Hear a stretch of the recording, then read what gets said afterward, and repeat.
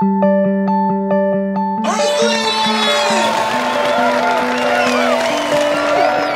are kicking off the official campaign here in New York City, and then we're going to go canvass around the neighborhood.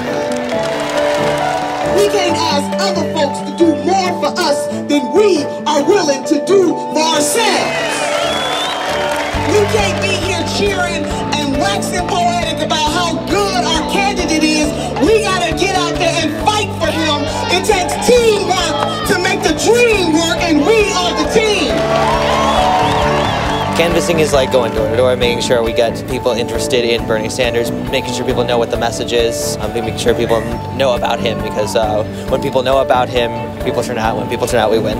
When you have face-to-face interactions, that's really where you get to communicate with people. Once people realize, oh wait, there are real people that are out there that are doing this and that are dedicated, it really makes a difference. If they like Bernie, they should be telling people why, like getting the message out. It's just the most effective way to reach people. When someone has another neighbor at their door talking to them about why personally they're supporting Bernie Sanders. This campaign, it's not run by millionaires, it's run by average people. If you want to help Bernie canvass and phone bank, go to Bernie's website, map.berniesanders.com. Find the events that are happening near you. Any contribution, even $5, even 5 phone bank calls, helps a ton. I've been doing a lot of phone banking. You can do it right from your home. A couple calls every day. I'm a full-time mom, but every little bit counts. I'm going to be 87. I've been hanging in here for a long time, hoping that we'd be able to make an impact, and the people are catching on. Okay, the reason why you are here on a Saturday afternoon to stand up and to do what is right is because we understand that we have a moral